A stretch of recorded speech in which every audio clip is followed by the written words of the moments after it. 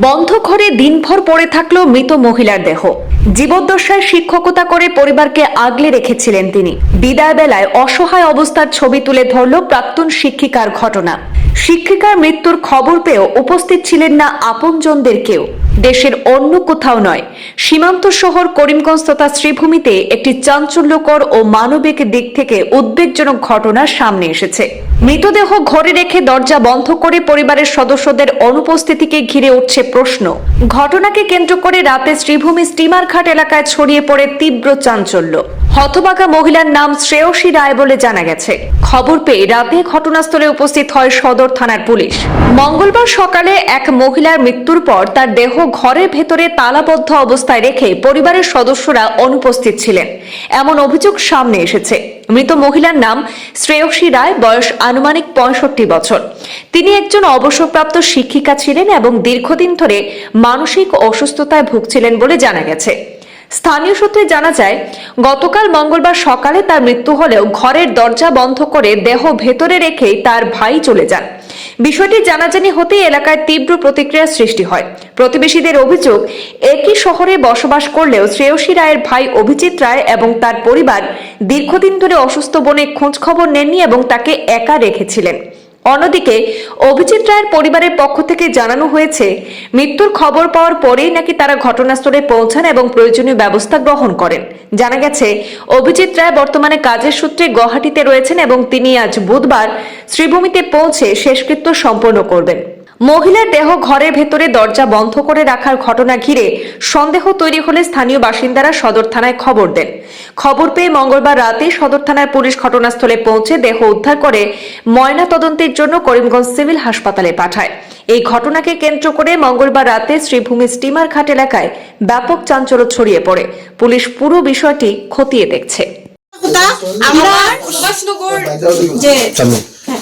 সুভাষনগর এখানে আমি খুবই বাজে অবস্থাতে আছি, এরকম আমি সুভাষনগর সরগরতে মানুষটারে ড্রাইভারে ফোন করছি, সব অ্যারেঞ্জমেন্ট করা, টাইম দেওয়া, সকালে বাজার আনা, বাজারও দেখাইতে পারবো, বাজার আনা। আমি মাত্র গিয়া স্নান করছি,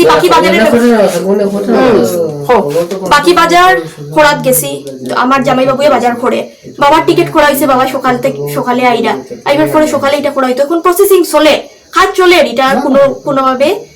আর সকালে না, আমরা তো বিকালে সন্ধ্যার সময় ওখানে সব খোলা রয়েছে, আমরা সন্ধ্যার সময় কান্নাকাটি করছি, পাড়ার মানুষ দুই একজনকে ডাকছি সন্ধ্যার সময়। সব ফাটি জ্বালানি হয়েছে, ওই যে দা রাখা হয়েছে, যে ফালে না তুলসী তো লাগানি আমরা এখানে আমরার মানুষ।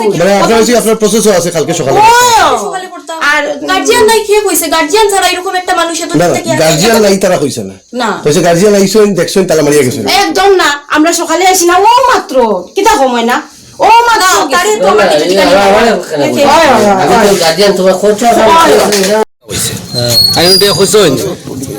জুবিন রায় যদি 4 দিন ডেড বডি থাকতে পারে, তাই না কালকে সকালে থাকতে পারতা না। বুঝছেন নি?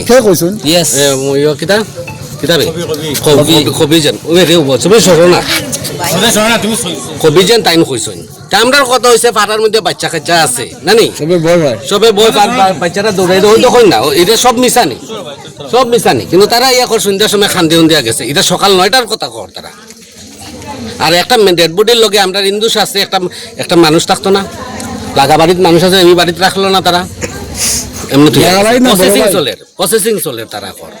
শুনছি ঘটনাটা, কিন্তু এটা ইলাখান তো হয় না, পাড়ার একটা ব্যাপার আছে না, এটা কি রকম মাথা। এরপরে আমরা কমিশনার আইছেন, কমিশনারে ফোন করছেন, জয় করি আমরা একজন মোটামুটি আমরা মেম্বার তাইনও ফোন করছেন, তাদের হয়েছে যে আমরা রাইট নিতে পারতাম না সকালে।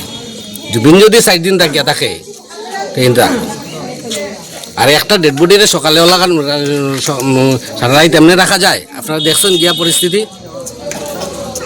এমনও শুনছি, এমনও স্টেটমেন্ট আছে আমার মনে হয় সূর্যচন্দ্র দেবরার কাছে, তারা সন্ধ্যার সময় শুনছে মারা গেছে। সন্ধ্যার সময় যদি ইয়া থাকে তো সকালে খান লগে, আর এটা একটা মানুষের রাখা যায় ওলাখান লক করিয়া মারা গেছেন করিয়া, কতটুকু আমার লোক।